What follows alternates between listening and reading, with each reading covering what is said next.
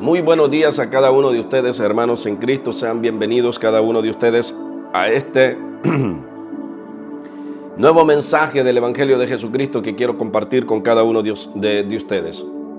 Si por alguna razón, hermano, en la fe te conectaste conmigo para ver este mensaje o este video o escucharlo, quédate conmigo hasta el final, porque esta palabra va a ser de mucha bendición y edificación para el cuerpo de Cristo.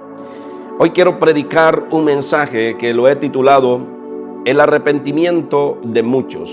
Hoy voy a enseñar este mensaje que traigo en el libro de los Hechos, capítulo 2, verso 36 en adelante. Voy a estar predicando la palabra del Señor en esta mañana. Leo la palabra para que usted sepa de qué voy a predicar y luego vamos a ir dándole la interpretación cuidadosamente o aportación a cada uno de estos textos o haciendo algún comentario acerca de estos textos. Dice el verso 36 del libro de los Hechos, capítulo 2, verso 36, está escrito de la siguiente manera: Sepa pues ciertísimamente toda la casa de Israel que este Jesús a quien vosotros crucificasteis, Dios le ha hecho Señor y Cristo. Al oír esto se compungieron de corazón y dijeron a Pedro y a los otros apóstoles: Varones y hermanos, ¿qué haremos? Pedro les dijo: Arrepentíos y bautícese cada uno de vosotros en el nombre de Jesús para perdón de los pecados, y recibiréis el don del Espíritu Santo, porque para vosotros es la promesa y para vuestros hijos, para todos los que están lejos, para cuanto el Señor nuestro Dios llamare. Y con estas y muchas palabras testificabas y les exhortaba diciendo: Sed salvos de esta perversa generación. Este es el pasaje, hermanos, que yo quiero compartir con ustedes, y voy a agregar otras citas bíblicas que tengo aquí para ministrar esta palabra. Este es uno de los primeros mensajes que predicó el apóstol Pedro después de haber sido lleno, investido por el poder del Espíritu Santo. Este hombre que había sido un hombre que era miedoso, que era arrebatado, que era impulsivo, después de haber gozado de la bendición más grande de nuestro Dios, que es el derramar la llenura del Espíritu Santo, este hombre comienza a predicar el Evangelio a toda la casa de Israel de una manera impresionante, hermano. En una manera tan directa, tan confrontativa como lo vemos aquí, pero con la misma elocuencia, con una llenura, con un poder que había en cada una de sus palabras. Había en él una firmeza intachable. Lo que vemos aquí, hermanos, es uno de los primeros sermones del apóstol Pedro predicando, exhortando a toda la casa de Israel. Y él les dice: Sepa pues ciertísimamente toda la casa de Israel que a este Jesús, a quien vosotros crucificaste, Dios le ha hecho Señor y Cristo. Los israelitas, por parte de ellos, habían estado esperando la venida del Mesías, del Salvador que restauraría el reino de Israel, del Cristo que se sentaría en el trono de David y reinaría con ellos para siempre. Porque ellos habían interpretado los textos escritos en el Antiguo Testamento de que Jesucristo, cuando se manifestara a ellos, los iba a librar de todos sus enemigos y se quedaría con ellos reinando para siempre, que el Cristo no iba a ver la muerte.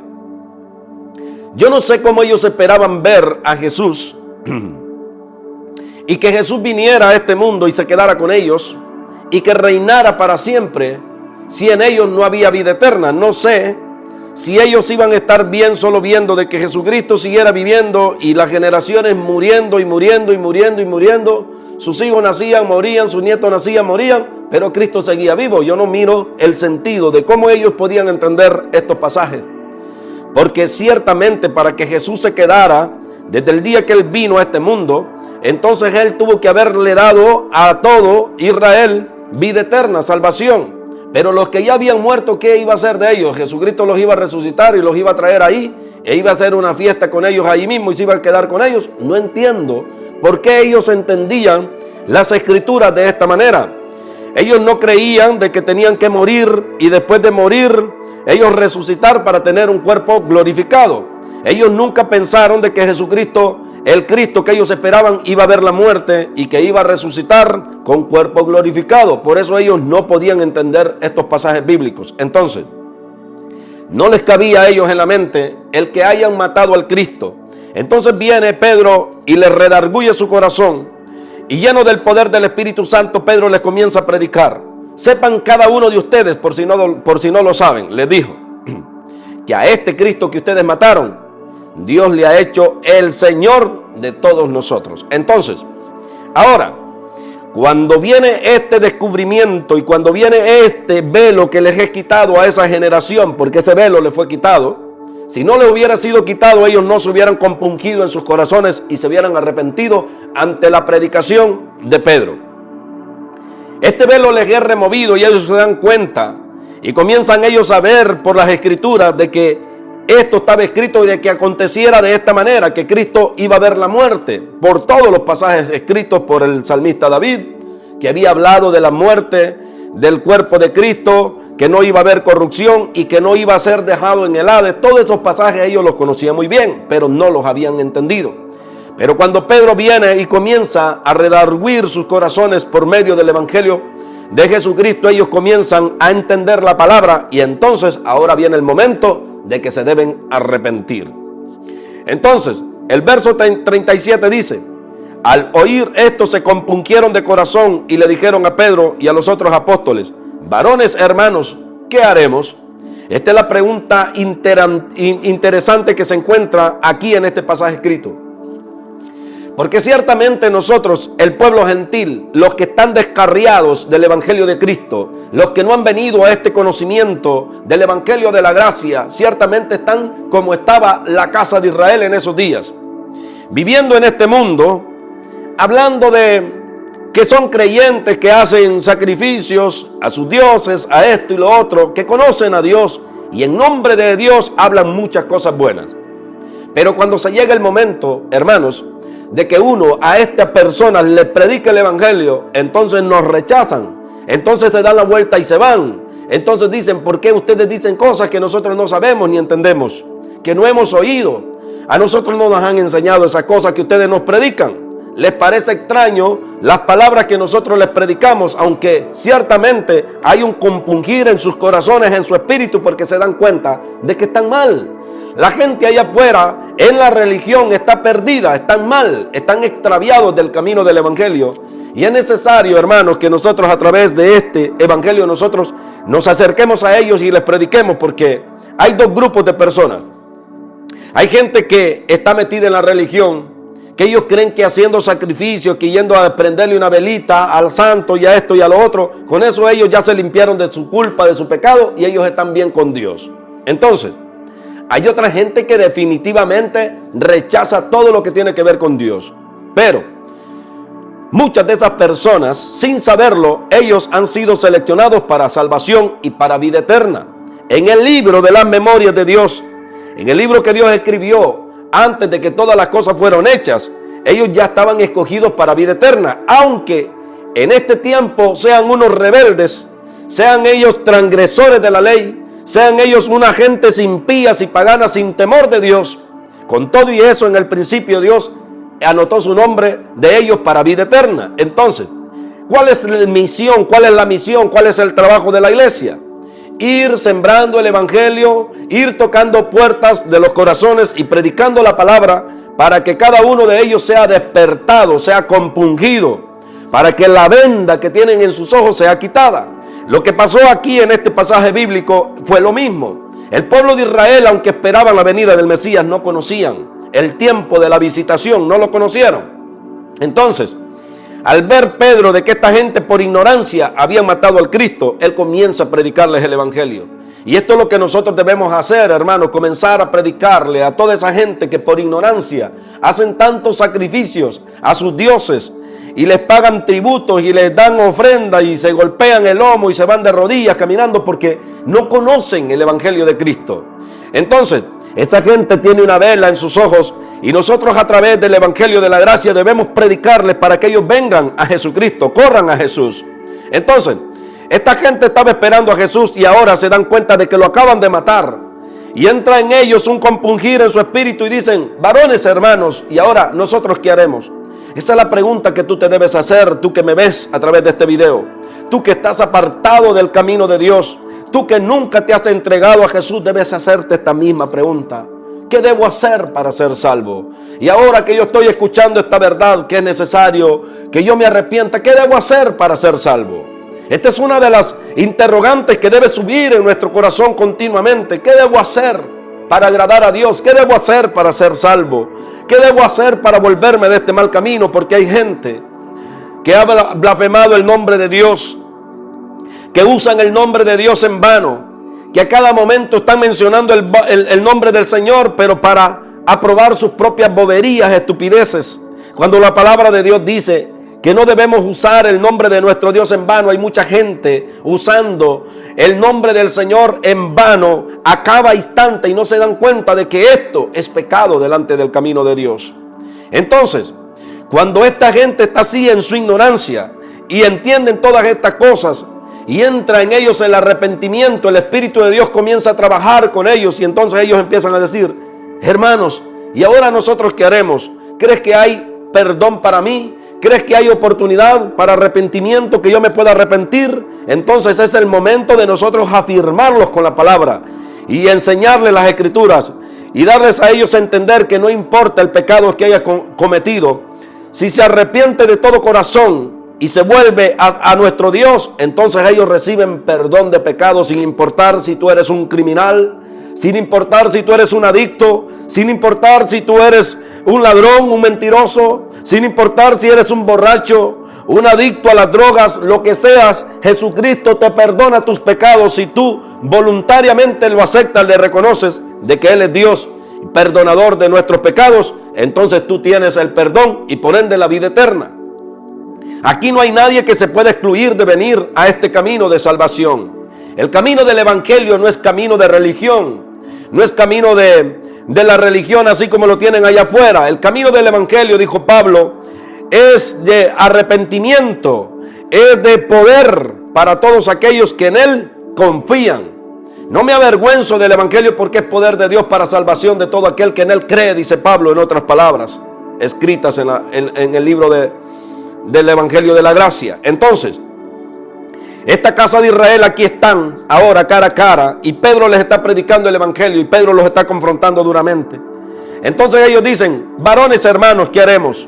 Pedro les dice: arrepentíos y bautícense cada uno de vosotros en el nombre de Jesucristo para perdón de los pecados y recibiréis el don del Espíritu Santo.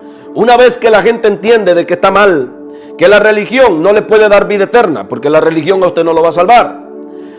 Lamento decepcionarle en esta mañana. Si usted me está escuchando y usted cree en una religión, déjeme decirle, la religión no puede salvarlo.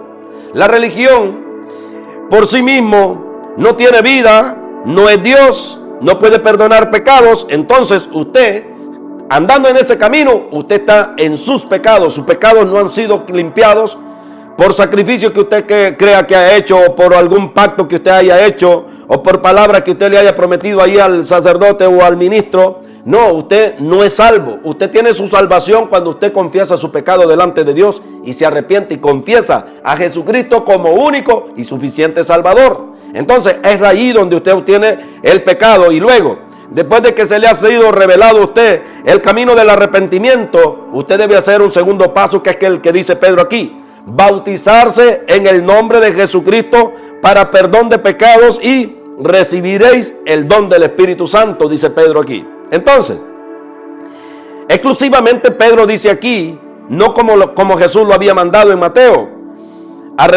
que se bautizaran en el nombre del Padre, del Hijo y del Espíritu Santo. Pedro dice aquí directamente que se arrepientan y se bauticen en el nombre de Jesús, porque ciertamente fue a ese Jesús que ellos no quisieron recibir, por eso lo mataron. Entonces, para esto de la casa de Israel era testimonio de que como ellos habían matado a Jesús, para que ellos estuvieran directamente arrepentidos de sus pecados, tenían que confesar a ese Jesús que no habían aceptado. Por eso Pedro les dice: bautícense en el nombre de Jesús.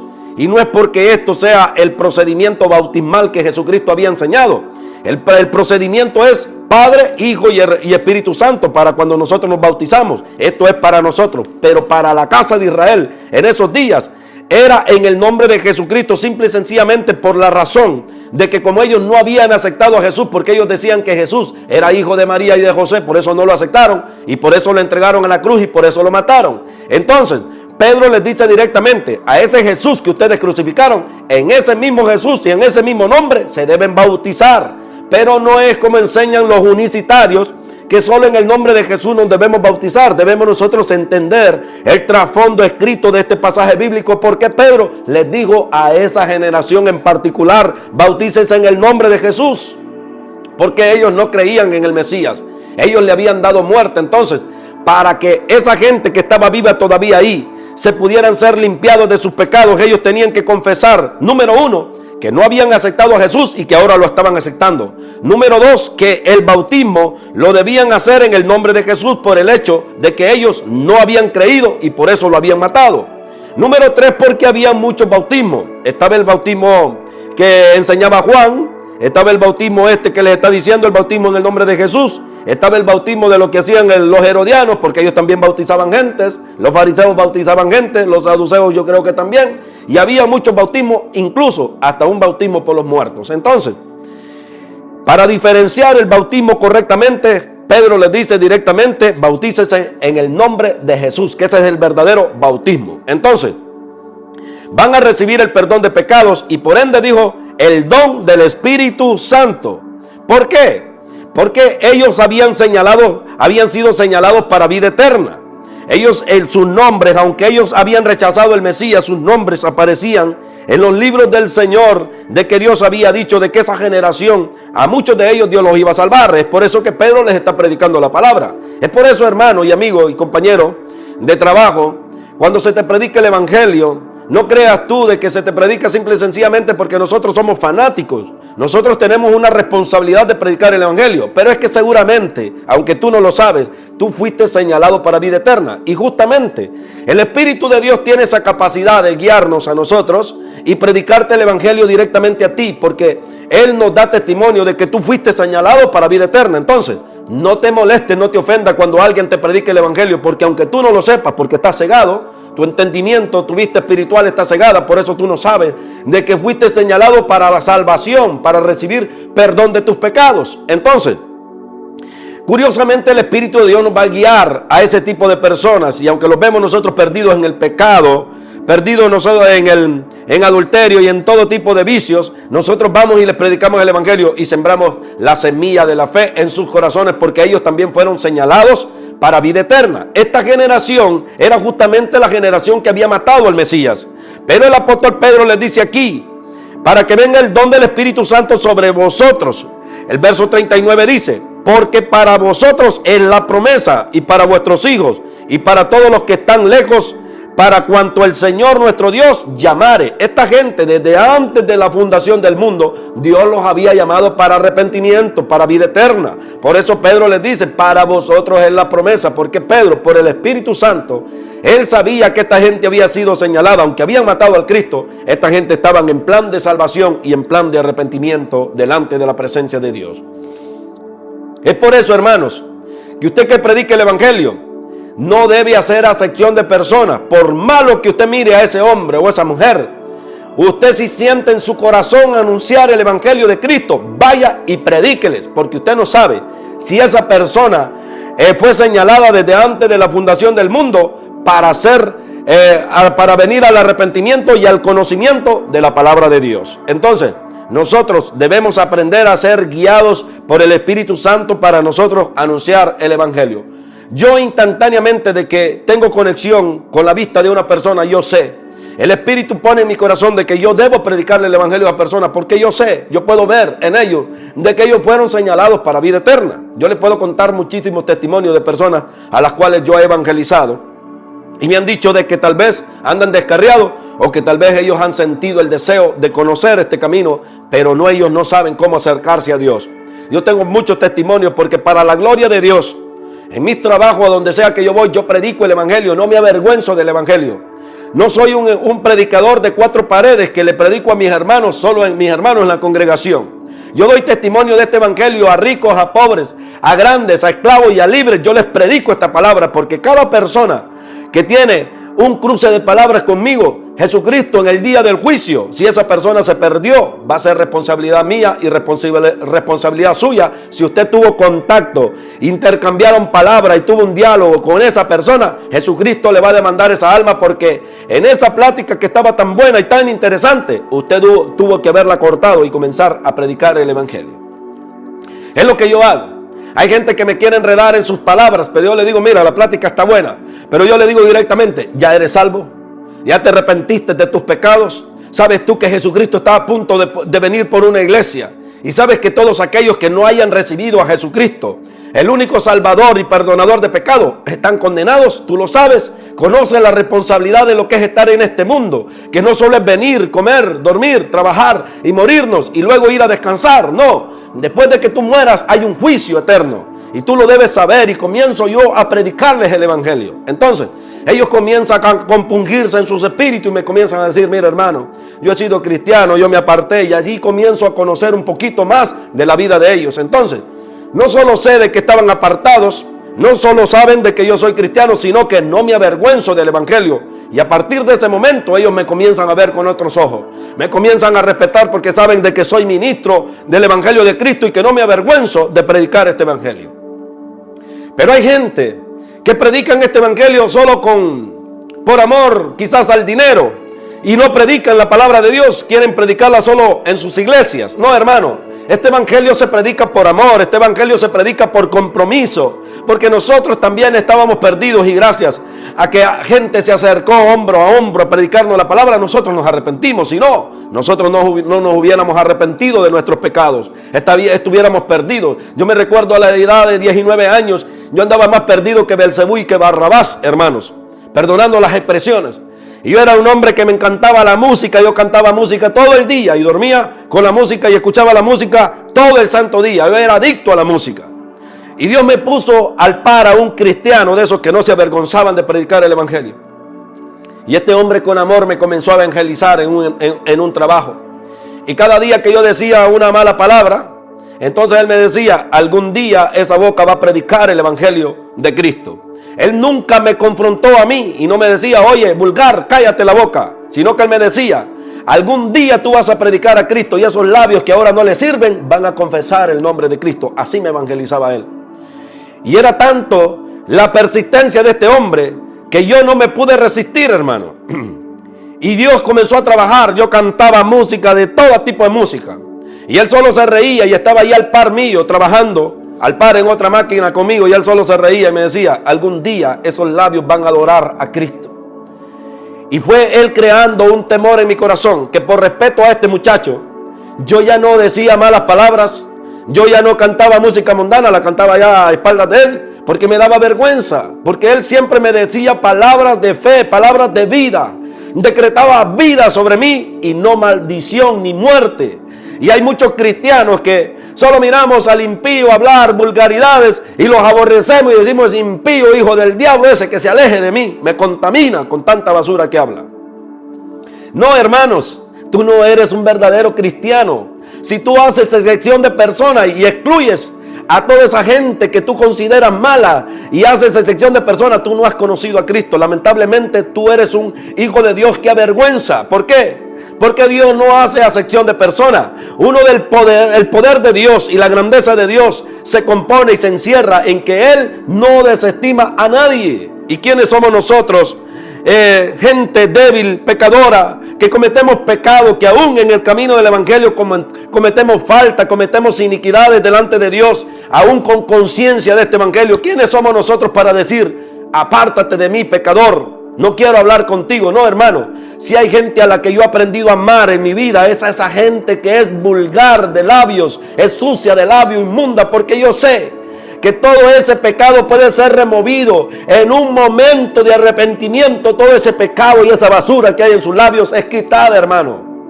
El profeta Isaías era un hombre quizás que tenía muchas malas palabras en su boca, pero Dios se acercó con un carbón encendido y quemó, dijo, sus labios, y le dijo el Señor, yo he quemado todas tus impurezas, tus pecados. Entonces, es lo que hace cuando viene el Espíritu de Dios. El Espíritu de Dios, al hombre arrepentirse, a la mujer arrepentirse, ese pecado es quemado por el poder de Dios. No importa cuánta suciedad salga de tu boca, Jesucristo cambia tu lenguaje. No importa cuánto tú digas y cuánto tú hables, Jesucristo puede cambiar todas esas pláticas vanas y vacías en que tú seas un tremendo predicador de la palabra. Es por eso que cuando yo veo a esa gente que está así, yo los veo convertidos a Cristo. Yo no los veo a través del ojo humano, porque el ojo humano siempre señala. El ojo humano siempre condena y maldice. Pero el ojo de Dios es misericordioso y compasivo y perdonador. Es por eso que Pedro tenía esta generación que él sabía que eran mismos, que él tal vez los había visto con sus ojos, decir: crucifíquenle, crucifíquenle. Pero Pedro les dijo: para vosotros es la promesa y para vuestros hijos. Y para aquellos que están lejos, para cuantos el Señor llamare. Este evangelio es para todos, dijo Pedro. No les dijo: ustedes hipócritas que acaban de crucificar al Mesías, lárguense de aquí. Nosotros no les vamos a predicar el evangelio a ustedes porque ustedes lo mataron. No, Él los llamó al arrepentimiento y estos hombres caen rendidos a los pies de Cristo. Y comienzan a decir: varones hermanos, ¿nosotros qué haremos para ser salvos? Es por eso, hermanos, que nosotros no debemos dar por hecho de que una gente, por mala que sea, ya no tiene perdón de pecados. Claro que sí. Jesucristo en un momento puede cambiar tu corazón, puede cambiar tu vida, puede cambiar tu mente, puede cambiar tu alma. Él puede tocar tu corazón y tú puedes venir al arrepentimiento. Así como estos varones fueron compungidos y dijeron en sus corazones: varones hermanos, y ahora ¿nosotros qué haremos? Pedro les dice: arrepentidos y convertidos. Es lo que tú tienes que hacer, por malo que tú creas que sea. Por muchas maldades que tú hayas hecho, arrepiéntete y confiesa tus pecados delante de Jesús, no delante de un hombre. Porque vas a seguir hundido en el pecado, hundido en la maldad. Nunca vas a cambiar. Es por eso de que yo miro a hermanos y escucho a compañeros de trabajo decir: ahora fui a pagar la ofrenda a la Virgen Fulana de tal. Ahora fui a pagar lo que yo le había prometido y esto y lo otro. Y hablan tan bonito de sus dioses. Pero cuando yo los escucho hablar, comienzan a maldecir. Son adúlteros, son borrachos, son fiesteros. Y me pregunto: ¿hasta dónde llega la ignorancia tuya, oh persona, hermano, que me estás viendo este video? Si esa religión no te ha podido cambiar, si el camino del evangelio demanda cambios, porque el arrepentirse demanda cambios. El camino de Dios demanda cambio, exige cambio. No podemos seguir en el camino de Dios haciendo y practicando las mismas cosas que en el mundo practicábamos. Este evangelio demanda cambio, demanda arrepentimiento. Pero yo me pregunto en esa gente que creen en la religión, ¿cómo pueden decir: yo hago esto y hago lo otro? Y si tú los ves en el mismo pecado, en la misma inmundicia. No han cambiado nada, la religión no los ha podido cambiar. La religión no puede cambiar a nadie. Es por eso que tú debes venir a Cristo Jesús, no a la religión de nosotros los aleluyas. Nosotros no estamos en ninguna religión. Nosotros estamos en el verdadero camino. Nosotros estamos en la verdadera verdad. Nosotros estamos en aquel que es la vida, Jesucristo, el Hijo de Dios. El único que tiene autoridad para perdonar pecados.